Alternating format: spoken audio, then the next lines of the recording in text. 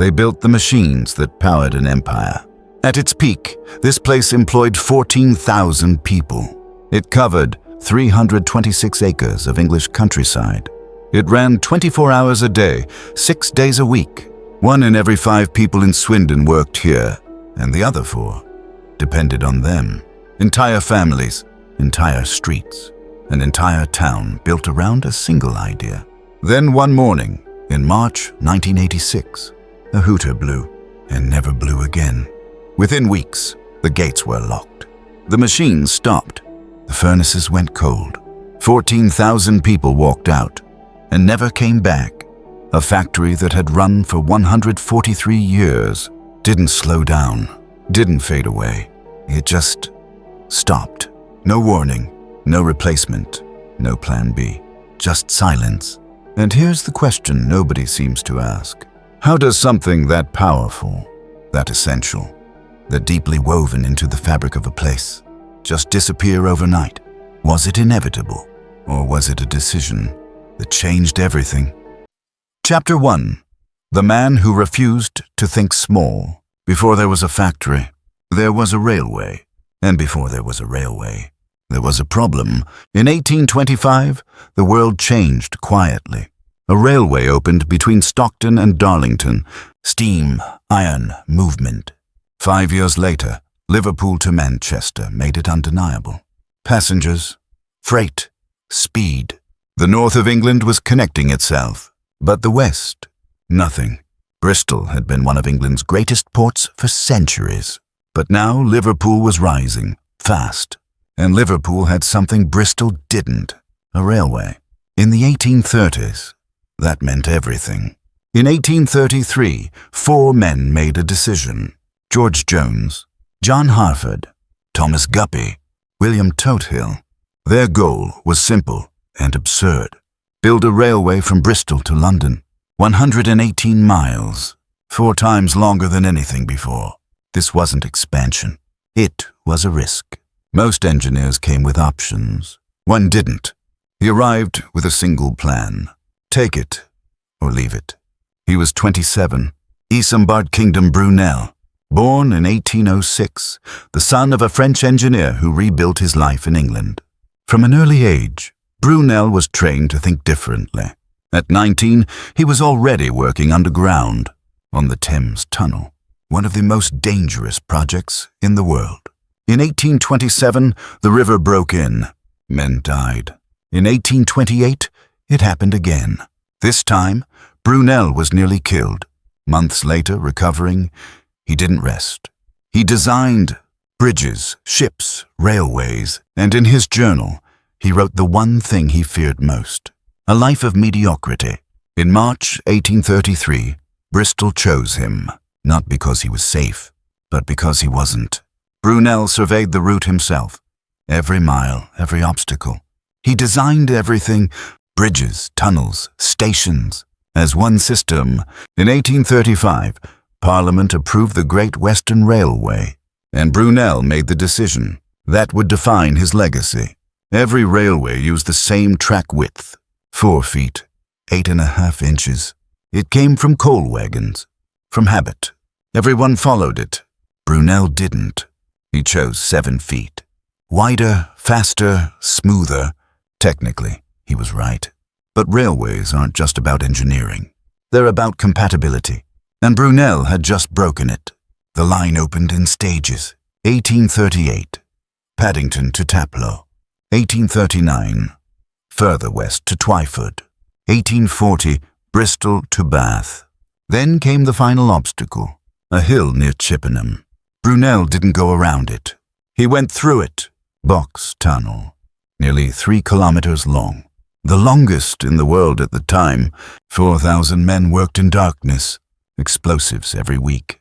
Candles just to see. Many never came home. The cost doubled. The pressure built. But Brunel kept going. There's a story, never proven, that on his birthday, April 9th, sunlight passes perfectly through the tunnel, end to end. On June 30th, 1841, it was finished. London and Bristol, connected. A year later, Queen Victoria rode the line. standing beside Brunel, watching the future unfold. But Brunel was already looking beyond the railway, because in a quiet field in Wiltshire, something else was beginning, something bigger than the line itself, something that would transform an entire town. And that's where our story truly began. Chapter 2. The 20-year-old who saved the railway. The Great Western Railway was open, but it was a mess. Between 1836 and 1838, Brunel ordered locomotives from over a dozen manufacturers, set general specifications, let each builder design the rest however they liked. The result, 12 different types, none compatible, most unreliable. 2 engines Brunel designed himself, the Aeolus and the Hurricane, were so heavy and badly proportioned they were useless from day one. Trains ran late. Repair costs spiraled. Passengers complained. Something had to change. In 1837, Brunel hired Daniel Gooch. He was 20 years old. Gooch was born on the 24th of August, 1816 in Bedlington, Northumberland. His father ran an iron foundry. His older brother Thomas had apprenticed under Robert Stephenson. George Stephenson himself, father of the railways, was a regular visitor to the house. Gooch didn't just hear about the railway revolution. He grew up inside it. In 1831, the family moved to Tredegar Ironworks in South Wales. No ordinary works. Richard Trevithick had been here. Samuel Homfray, Thomas Ellis, the men who first proved steam could pull weight on rails. Gooch wrote in his diary, "Large works of this kind are by far the best school for a young engineer. After Tredegar, the Vulcan Foundry and Newton-le-Willows, then Dundee, always learning." By 1837, he was in Newcastle when the GWR found him. On the 18th of August, 1837, Gooch became superintendent of locomotive engines. 20 years old, inheriting a disaster. He didn't panic. He persuaded Brunel to buy 2 locomotives from Robert Stephenson and Company, the North Star and Morning Star, originally ordered for a railway in New Orleans, never delivered. Converted to broad gauge. They worked. From that, he designed the Firefly class in 1840. 62 engines, all from the same standard drawings, all interchangeable, capable of 80 kilometers an hour, 50 faster than standard gauge at the time. But the real achievement wasn't speed. It was standardization. Every Firefly identical, every part swappable. That idea, quiet and unglamorous, would become the philosophy of everything that followed. By 1840, the GWR needed its own central works. On the 13th of September, 1840, Gooch wrote Brunel a letter. That letter sits in the Steam Museum in Swindon today, one of the most consequential pieces of paper in the history of that town. He recommended Swindon. 5 reasons. 1. Junction, where the GWR main line met the Cheltenham and Great Western Union Railway. 2. Gradient. Engines needed changing west of Swindon anyway. Brunel called the flat eastern section his billiard table. 3. Coal. The Wilts and Berks Canal connected Swindon directly to the Somerset coalfields. 4. Water supply for locomotives from the canal and local streams. 5. Flat, open land north of Swindon Hill. Room to build anything. Gooch wrote that he and Brunel visited together. Green fields, empty, quiet. Brunel agreed. On the 25th of February, 1841, the board approved.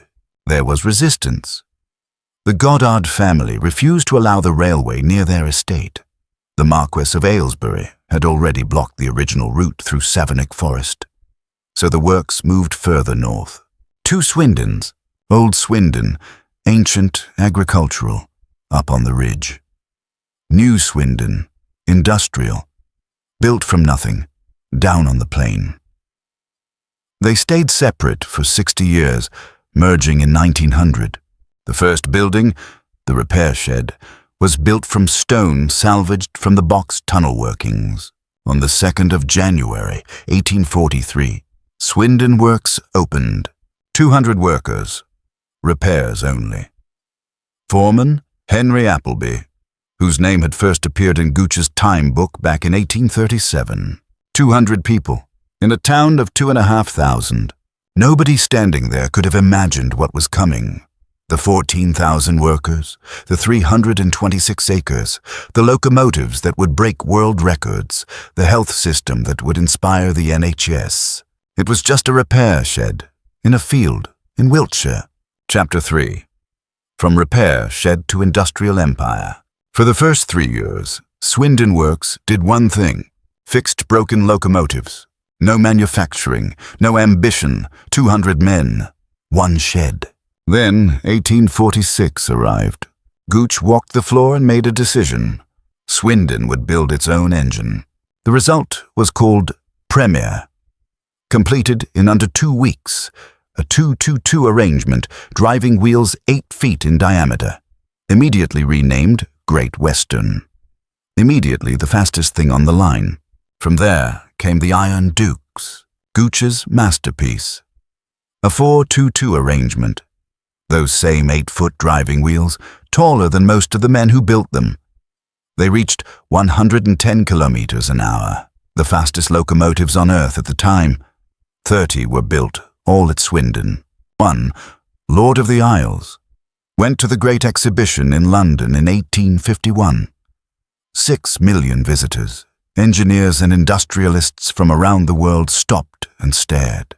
The Iron Dukes served until 1892, outlasting nearly every locomotive class of their era. By 1848, Swindon had already produced 7 engines across 6 different classes. The repair shed was a memory. Growth was steady and deliberate. 1850, standardized goods wagons, expanding beyond locomotives for the first time. 1851, over 2,000 workers, producing roughly 1 locomotive per week. 1855, the first standard gauge engine at Swindon, as GWR expanded into Northern Territory broad gauge could not reach. 1861, a rolling mill installed to manufacture rails, drawing skilled steel workers from South Wales who settled and never really left. Then in 1864, Gooch resigned. Brunel had died in 1859, leaving behind another impossible project, the transatlantic telegraph cable. In 1865, Gooch commanded the laying voyage aboard SS Great Eastern. The cable snapped after 1,000 miles. He went back in 1866. This time it held. Europe and America spoke electrically for the first time. Gooch became GWR chairman that year. In 1866 he was knighted, Sir Daniel Gooch. Joseph Armstrong held the locomotive role from 1864 until his death in 1877. He standardized the fleet and managed the gauge transition. In 1867, Swindon became the national center for carriage and wagon production. In 1878, a dedicated carriage and wagon works opened north of the station. Swindon was no longer a factory.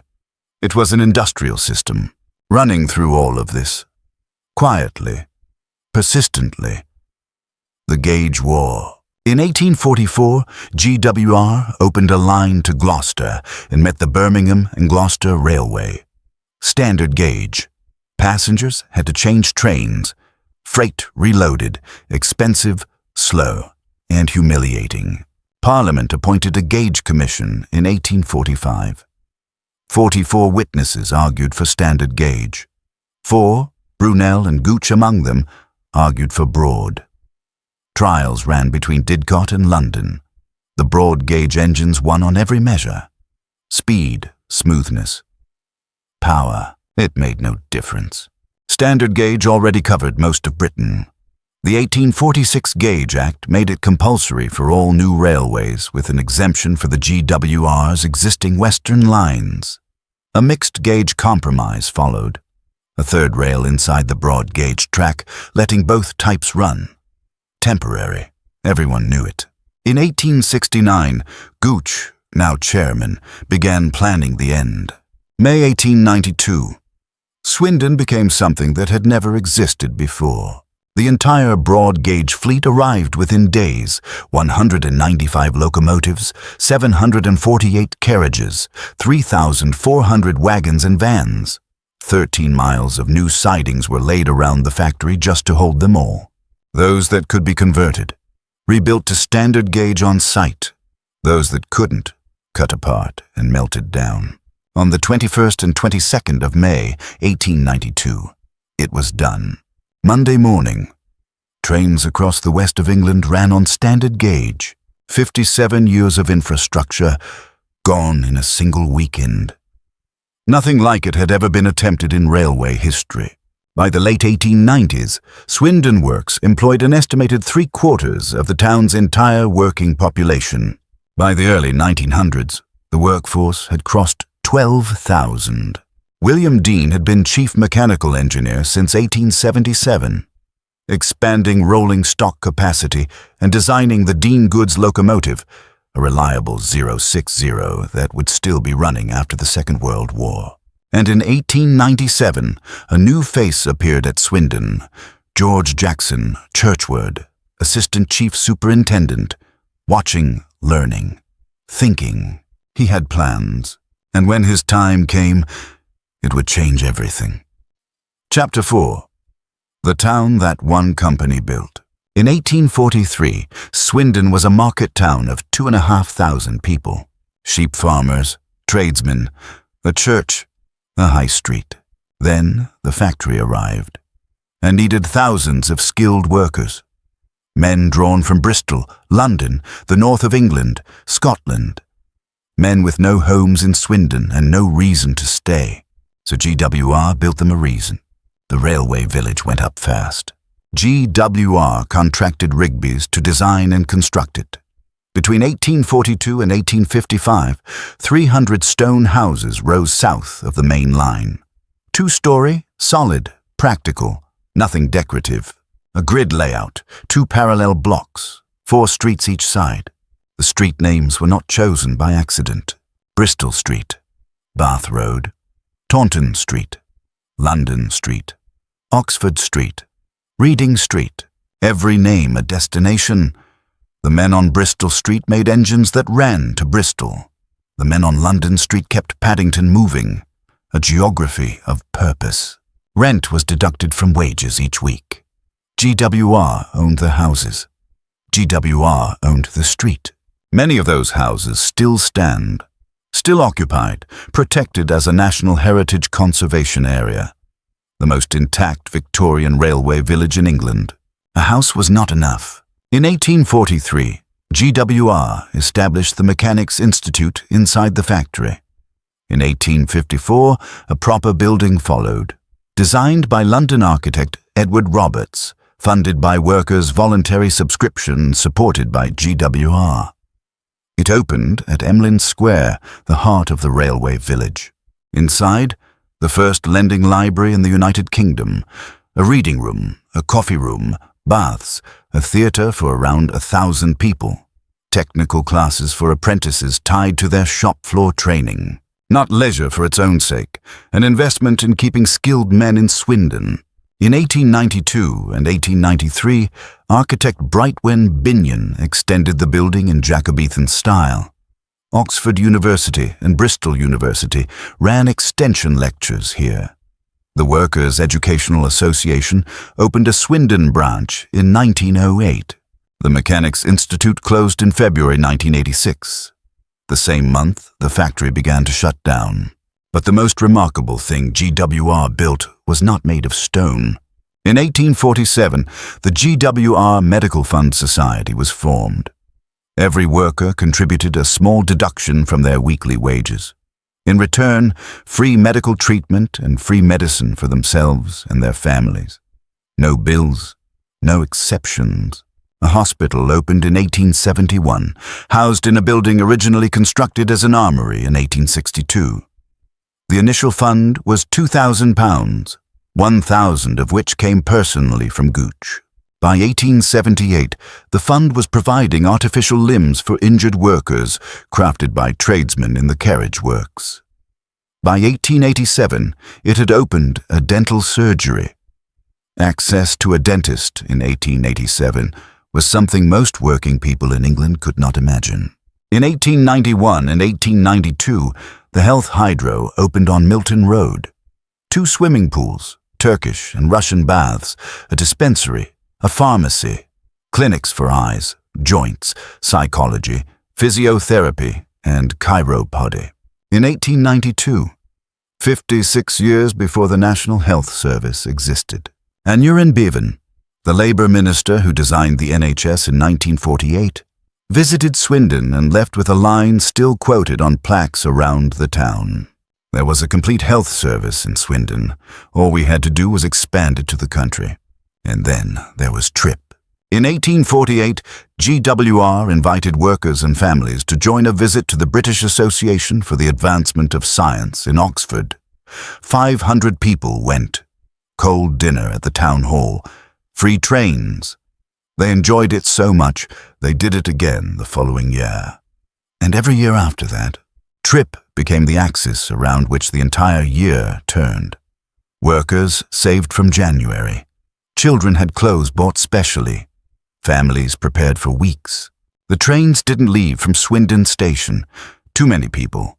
They departed from the works sidings in long formations. Weymouth was the favorite. So many families returning year after year to the same lodging houses that the town earned a name. Swindon by the Sea. Landladies knew their guests by name. In 1892, 2/3 of New Swindon's population left on TRIP. In 1913, it expanded from a day out to a full unpaid week. In 1924, the peak, 31 trains, 520 coaches, 29,000 people. The town emptied, shops closed, streets fell silent. In 1938, the Holiday Pay Act made TRIP a paid week off for the first time. In 1939, 27,000 people left on 30 special trains. The last peacetime trip before the war. A saying passed through Swindon for generations. The year has 3 parts. New Year to TRIP, TRIP to Christmas, and TRIP. The tradition lasted until 1976, when the works had shrunk too far. Those who remember it don't call it a holiday. They call it the thing that held Swindon together. Chapter 5. God's Wonderful Railway. By the turn of the 20th century, Swindon was producing locomotives faster than any other works in Britain. But the man who would push it furthest was only just arriving. George Jackson Churchward was born in 1857 in Stoke Gabriel, Devon. He joined GWR in 1877 as a junior draftsman in the drawing office at Swindon. By 1897, he was assistant chief superintendent. By 1902, he had succeeded William Dean as chief mechanical engineer. What made Churchward different was his method. Most British engineers designed within British traditions. Churchward did not. He imported 2 de Gling compound locomotives from France, not for service, but to study them. He analyzed American design, particularly the tapered boiler and the Walschaerts valve gear. Then he combined British, French, and American engineering into something entirely his own. The St. class arrived in 1902, a 460 that set the template for GWR Express work. Within that class came City of Truro, which in 1904 was recorded at 164 kilometers an hour. Whether it was technically the first locomotive to break 100 miles per hour is disputed. That it was extraordinary is not. The 2800 class freight engine followed in 1903, the most advanced heavy goods locomotive in Britain. In 1907, the Star class, 4 cylinders, tapered boiler, Walschaerts valve gear. A machine that railway engineers across Britain and abroad studied and tried to replicate. Every Churchward engine ran on superheated steam and precisely calibrated valve settings. Gains that looked moderate on the paper proved decisive on the track. Churchward lived directly beside the main line and walked to the works each morning. He kept doing so after retirement. In 1933, he was struck and killed by a train on those same tracks. The factory he built had, in the end, taken him. Charles Collett succeeded Churchward as CME in 1921 and held the role until 1941. Where Churchward had revolutionized, Collett refined. The Castle class arrived in 1923.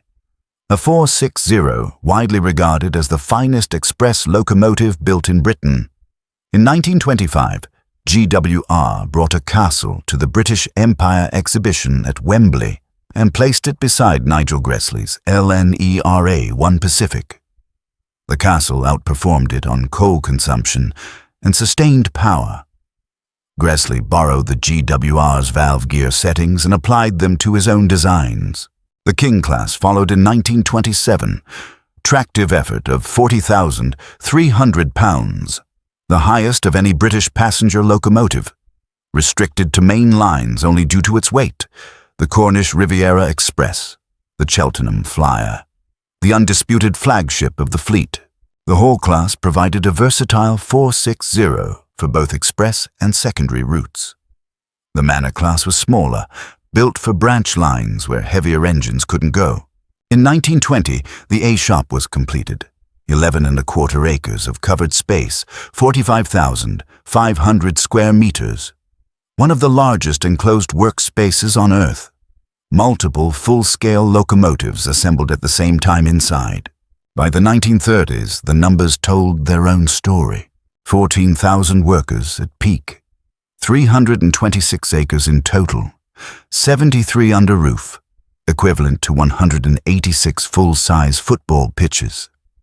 In 1935, nearly 1 in every 5 working people in Swindon passed through these gates. 3 new locomotives left the factory every week. God's wonderful railway was not a phrase invented by management. It came from the public. Passengers who felt the Great Western did things better than anyone else. Swindon was where that difference was made. Inside the works, the culture was its own world. Workers called it the inside. To have worked there was a distinction carried for life. The boast ran father to son. Work at Swindon, and you can find work anywhere on earth. The social order was fixed. Locomotive builders considered themselves above carriage builders. Clerks lived in better houses than floor workers. Middle management above clerks.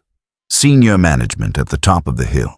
The one exception was Churchward, the greatest CME in the factory's history, who lived in a small house beside the tracks and walked to work like everyone else. Apprenticeships ran 5 to 7 years. Old rules applied. No marriage during the term, absolute loyalty to the master trade. Apprentices rotated through different shops in turn. At the end, they became journeymen, a qualification recognized across the entire country. Technical knowledge was treated as property. One story still gets told. After the works closed, a former Swindon engineer at Derby asked a colleague a question. The man covered his paperwork with both hands. The instinct survived the factory itself. Delegations from Germany, France, the United States, and Japan came to observe the production methods. Swindon showed them what it chose. The rest it kept. The peak came quietly. 14,000 people, 326 acres, 3 locomotives a week, nearly 1 in 5 of the town working inside. And somewhere in London, decisions were being made that Swindon had no part in, about the future of steam, about the future of the railways themselves. The golden age would hold a little longer, but the clock had already started. Chapter 6. The factory goes to war. The hooter blew at 6 in the morning. It always did. But in the summer of 1914, the men walking through those gates carried something different with them, a heaviness, an uncertainty. Britain had declared war on Germany on the 4th of August, and within weeks, Swindon Works was already changing.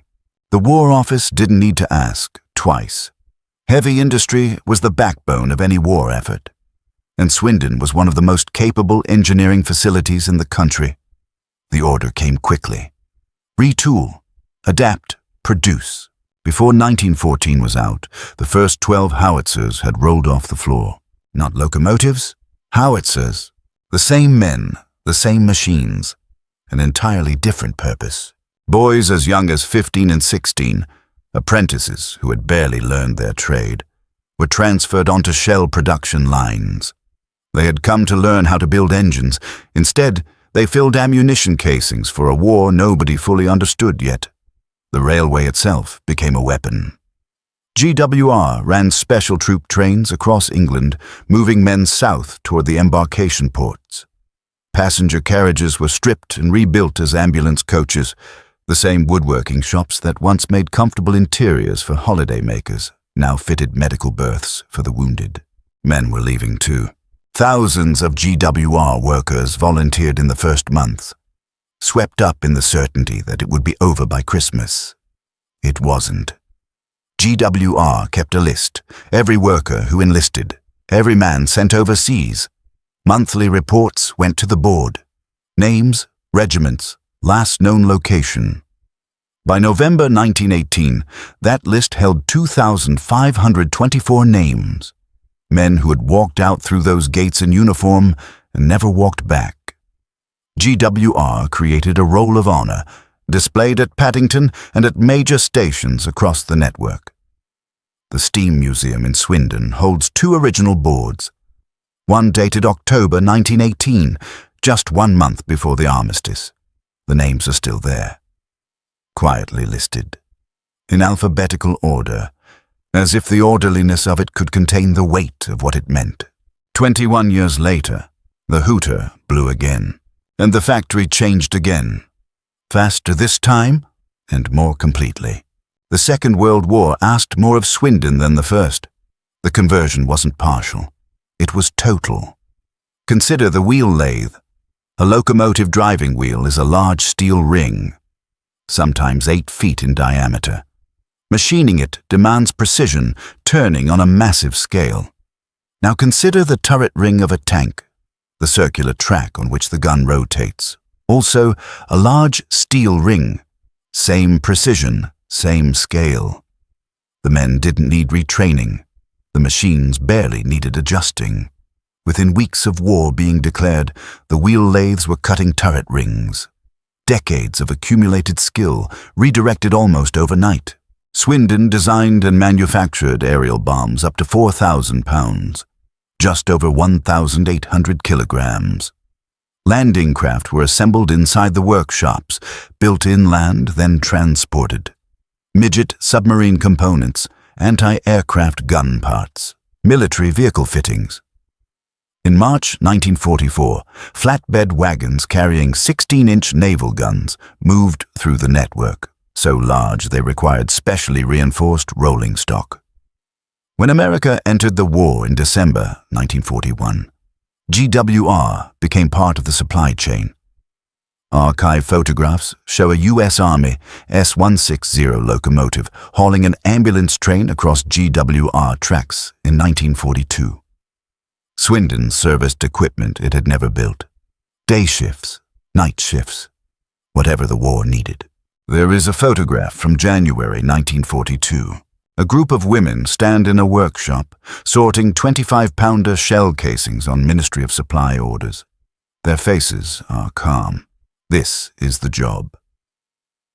Before the war, the heavy workshops at Swindon had been entirely male, not by rule, but by assumption, by decades of unspoken habit. The war broke that in months. Women operated the large pressing machines in the Q shop. Women ran the steam hammers. Women produced electrical fittings and lighting components. After the war, most left. The men returned. The old order quietly reasserted itself. But the knowledge was permanent now. The work had been done, and done well, by people who had never been allowed near it before. Swindon sat deep in the Wiltshire countryside. The Luftwaffe prioritized ports and coastal cities. Bristol burned. Coventry was devastated. Swindon, 20 miles from the Cotswold edge, was not a primary target. Aircraft passed overhead on their way elsewhere. The factory worked night shifts under blackout. No lights, just memory and the faint glow of furnaces. But the bombs never came directly. Not once in 6 years did Swindon Works shut down completely because of enemy action. While other factories burned, this one kept going. The war ended in 1945. The shell casings stopped. The turret rings became wheel rings again. Men came back from demobilization. Some quickly, some months later. Some changed in ways that were hard to name. By 1948, Swindon was producing 60 new locomotives a year. The trip holiday extended to 2 paid weeks in 1946. The working week dropped to 44 hours in 1947. Small improvements, quiet gestures, and nobody, not the foreman, not the engineers, not the men clocking in at 6, knew that a decision was already being made in London. Not about locomotives, about ownership. About who, from this point forward, would control everything Swindon had built. The golden age was not quite over, but a clock had started. Chapter 7. The day the name disappeared. On the 1st of January, 1948, the Great Western Railway ceased to exist, not because it had failed, not because it had gone bankrupt, not because the locomotives stopped running. It ceased to exist because a piece of legislation said it did.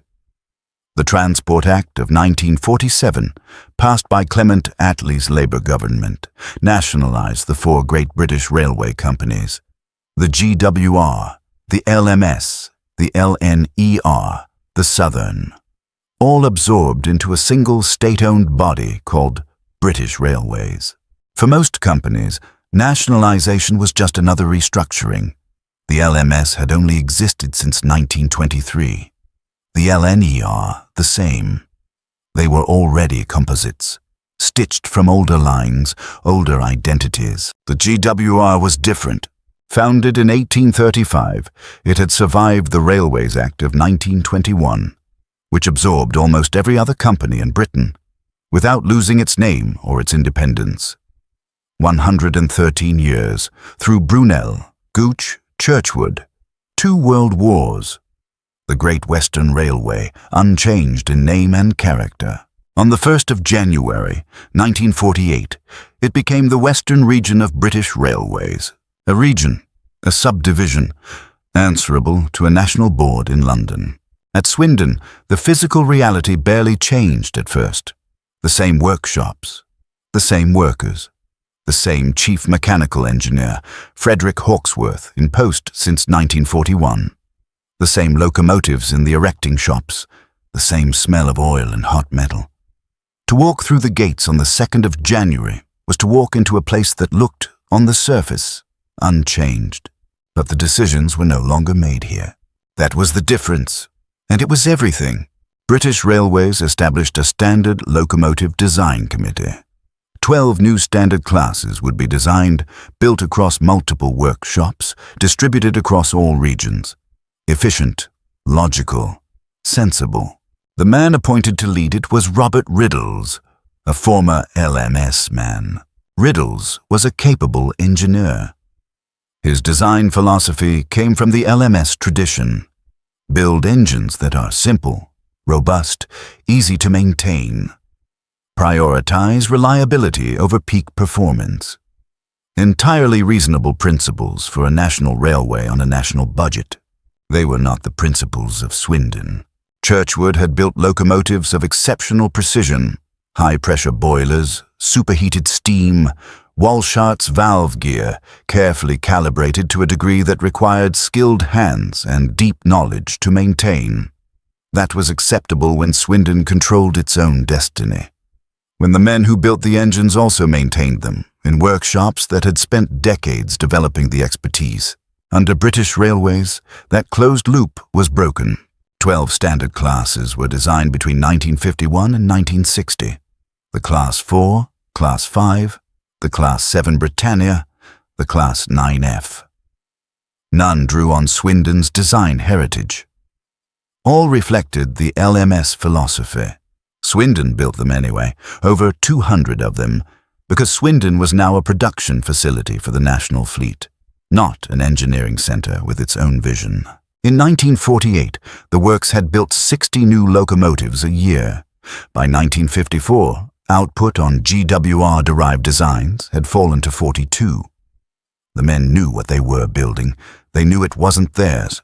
There is a particular kind of demoralization that doesn't show in productivity figures straight away. It settles slowly.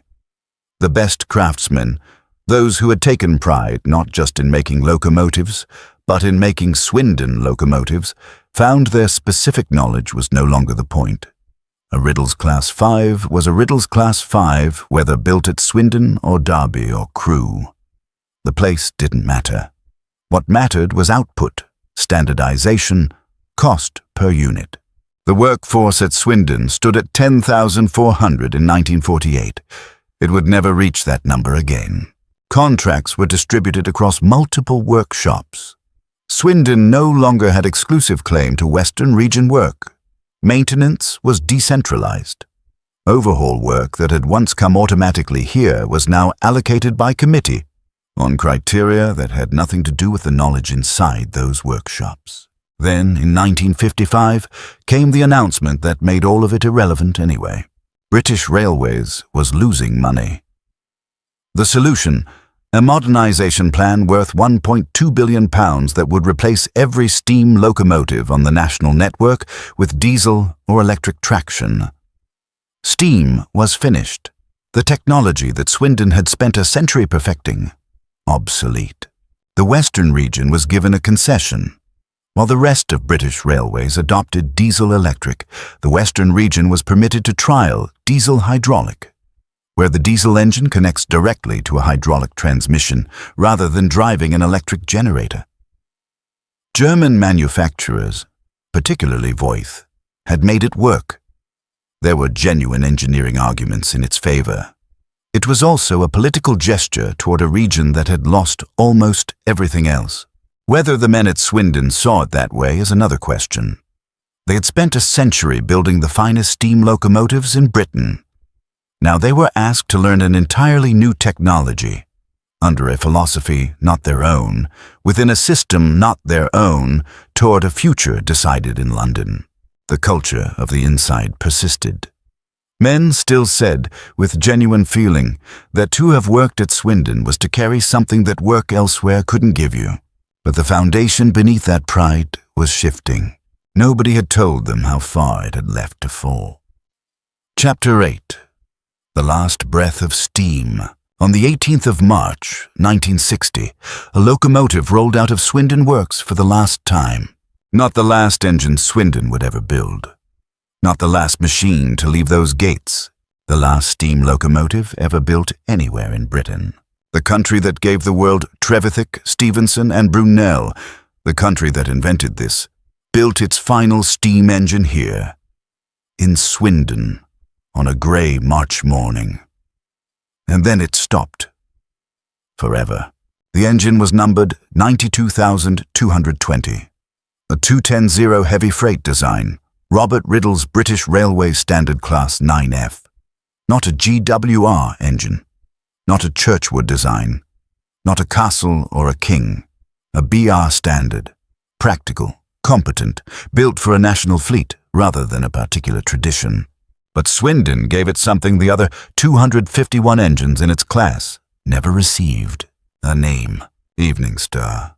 In 1840, Gooch had named one of his first Firefly locomotives Evening Star. More than a century separated the two machines. One built in Brunel's age, one built under nationalisation. The name connected them across time. A circle, quietly closed. Freight engines were painted black. No exceptions. But this one arrived at its naming ceremony in Brunswick Green with copper and brass fittings. Officials came. Journalists came. Workers who had spent entire careers on this floor stood in the crowd. The mood was pride and something heavier, the weight of a last time that no announcement had fully prepared anyone for. Evening Star was preserved almost immediately. It now stands in the National Railway Museum in York. The last steam locomotive built in Britain will not end the way most of them did. In the 1960s, British Railways withdrew thousands of steam locomotives. The 1955 modernisation plan had been clear. Diesel and electric would replace steam across the entire network. Swindon became one of the largest scrapping centres in the west of England. The engines arriving were not worn-out wrecks. Many came in full working order. Castles, halls, kings, manors, locomotives Swindon had designed, built, and maintained over decades. They returned now to be cut apart. Former workers described it plainly. They knew every engine by number, by name, by the repairs it had needed over the years. The physical work was manageable. Everything else was not. A small number were rescued by the private preservation movement. Still young, still underfunded, but for every locomotive saved, dozens went to the furnace. The works that built them now destroyed them. The same floor, the same tools, often the same hands. In 1955, the Western region received an unusual concession. British Railways standardized on diesel-electric traction.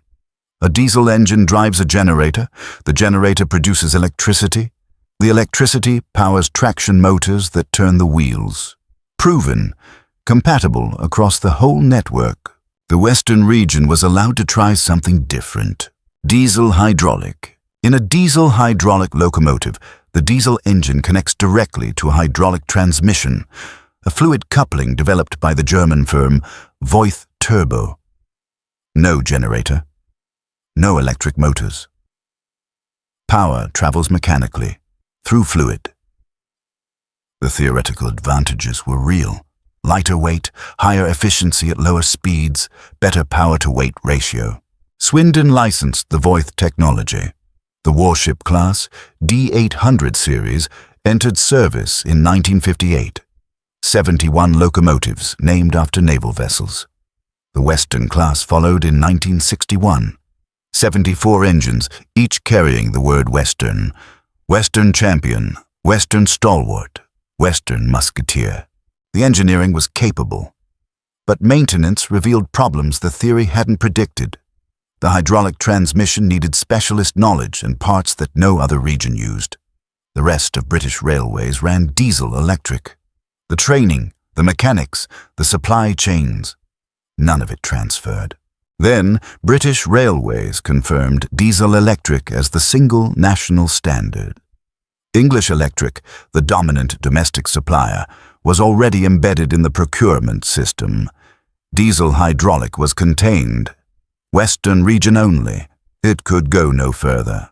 Swindon had spent years acquiring a technology restricted to one corner of the country.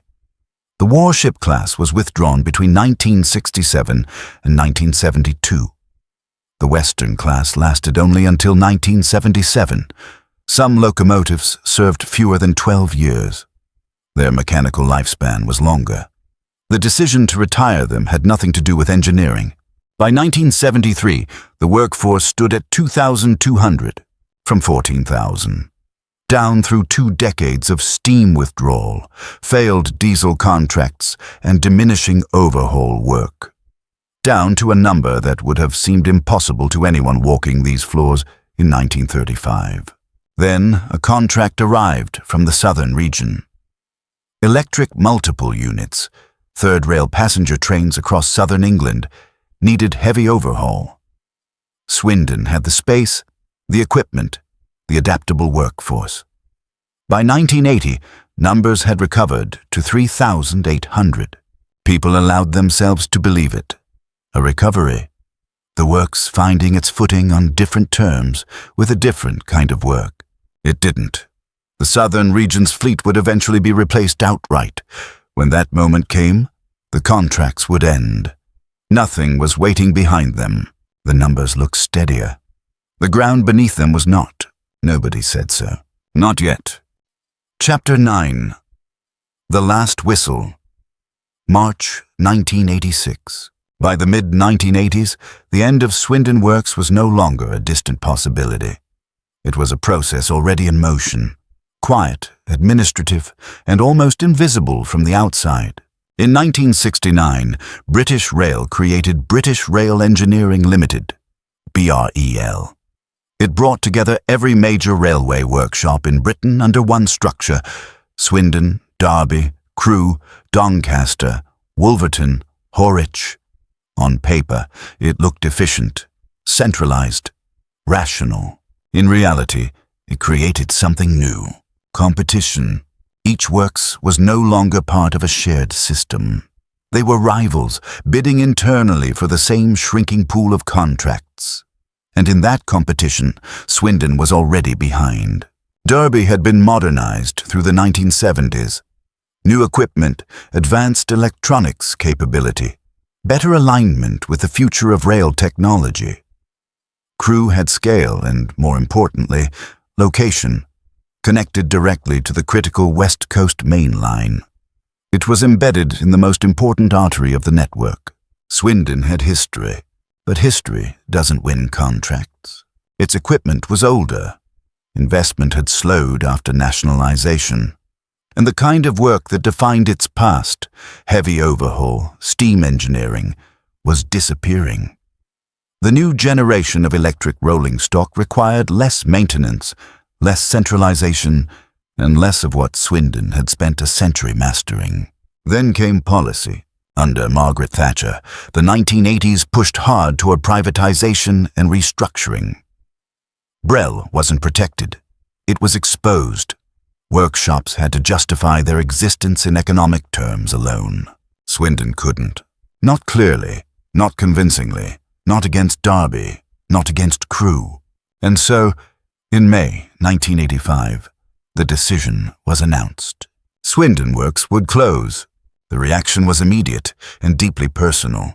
Photographs from that summer show women standing outside the gates, wives, mothers, daughters, holding signs. Not as workers, but as the people who would feel the loss just as sharply. Trade unions organized meetings. Petitions were sent to Parliament.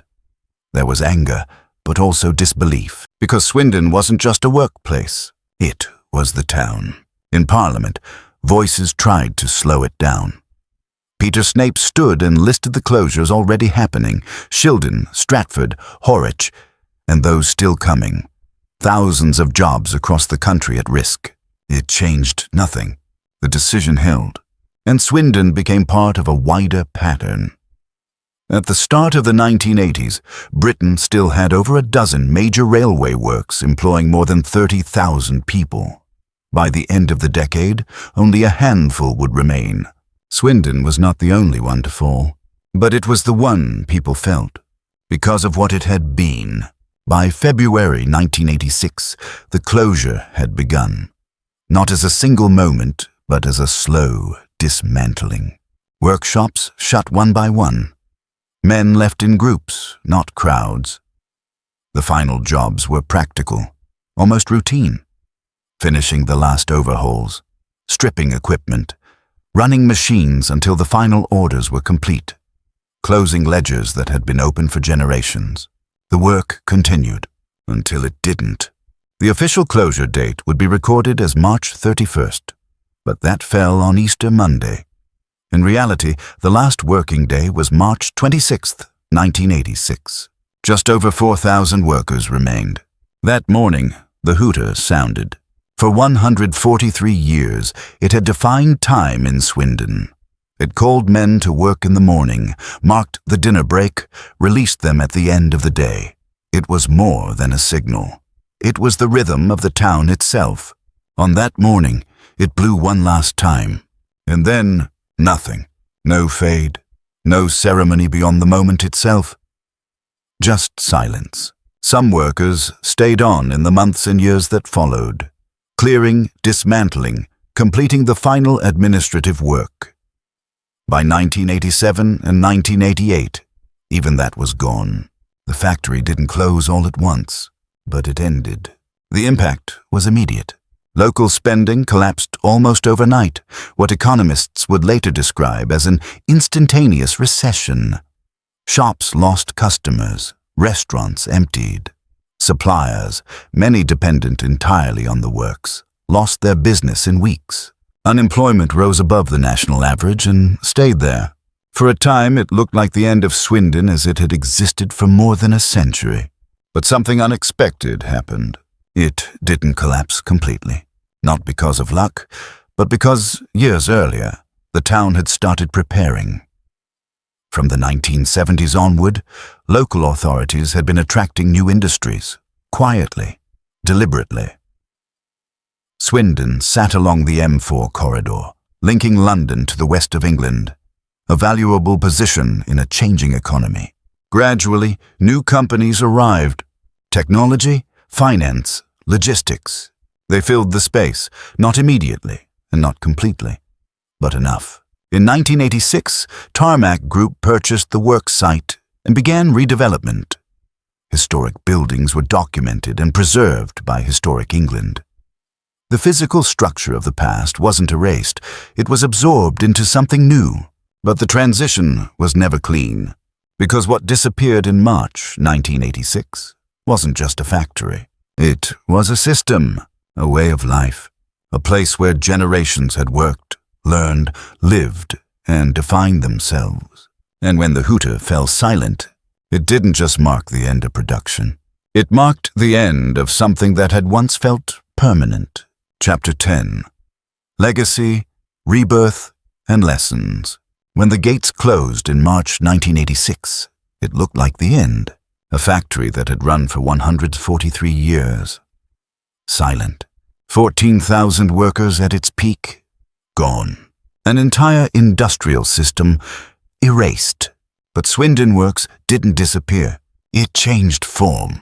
Walk through Swindon today, and the past is still there, if you know where to look. At the heart of it stands the Steam Museum of the Great Western Railway. Opened in 2000 inside the original factory buildings, it preserves what the works once was. Locomotives that defined an era, King George V, City of Truro, Caerphilly Castle, Lodestar, stand where engines were once assembled. Around them, thousands of drawings, tools, and records. Evidence of 143 years of continuous engineering. There is a simple wooden board inside the museum, covered in layers of paint, each coat added over decades. A quiet artifact, a physical timeline, one surface holding the entire color history of the works. Step outside, and the transformation becomes more striking. The Swindon Designer Outlet now occupies the old red brick workshops. What were once erecting shops and machine halls are now retail spaces. Steel and glass layered over Victorian industry. One of the largest outlet centers in the country, built inside the skeleton of what came before. In the former administrative buildings, two of Britain's most important heritage organizations now operate: Historic England and National Trust. The offices where railway decisions were once made now protect the nation's past. And then there is the railway village. Rows of stone houses built between 1842 and 1855 still stand, still lived in, recognized as a national conservation area. In the 1960s, there were plans to demolish them. It took a public campaign, led by John Betjeman, to stop it. One house, 34 Farringdon Road, has been restored completely. Step inside, and it is still 1900. The past hasn't been reconstructed. It has been preserved. Nearby, the Health Hydro, once one of the most advanced worker health facilities in Britain, is being restored again. A project beginning in 2025 aims to return it to public use. St. Mark's Church still stands. GWR Park still exists. The Mechanics Institution, once the intellectual center of the town, remains, waiting for a new purpose. The factory is gone, but its footprint is everywhere. The most important legacy of Swindon Works was never physical. It was an idea. In 1847, workers contributed small amounts from their wages into a shared medical fund. In return, they received treatment, medicine, care, for themselves and their families. A complete system. A century later, that idea scaled. The National Health Service was founded in 1948. Its architect, Aneurin Bevan, visited Swindon and saw what already existed. He didn't invent the model, he expanded it. Today, the NHS serves tens of millions. A national system built on the same principle first tested by a few hundred railway workers. The same is true of education. The Mechanics' Institution in Swindon established one of the first lending libraries in Britain. Books available to working people, not just the elite. The idea that knowledge should be accessible didn't begin here. But here, it worked, and then it spread. Even modern corporate thinking echoes what Swindon practiced instinctively. Housing, healthcare, education, community. What we now call corporate social responsibility was already in place, more than a century before the term existed. And in engineering, the influence runs even deeper. Design principles developed under George Jackson Churchward shaped locomotive engineering across the world. Standardization, efficiency, precision. Ideas refined at Swindon, exported globally. The factory trained engineers who carried that knowledge far beyond Wiltshire, long after the building stopped working. Swindon Works is not just a story, it's a case study. Lesson 1. Better technology doesn't always win. Brunel's broad gauge was faster, smoother, superior. It lost. Not because it failed, but because standardization had already been decided. The same happened with diesel hydraulic. In technology, the winner is often the one who sets the standard, not the one who builds the best system. Lesson 2. Dependence is dangerous. Swindon relied on one company, one industry, one technology. When that chain broke, there was nothing underneath. Diversification isn't ambition, it's survival. Lesson 3. Identity drives innovation. Under the independent Great Western Railway, Swindon created freely Churchward, Collet, landmark designs. After nationalisation, standardization replaced identity, and with it, innovation faded, efficiency grew, distinction disappeared. Lesson 4. Technology moves on, with or without you. Swindon mastered steam. The world moved to diesel and electric.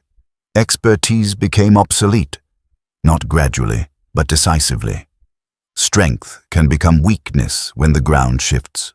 Lesson 5. Ideas outlive industry. The factory closed.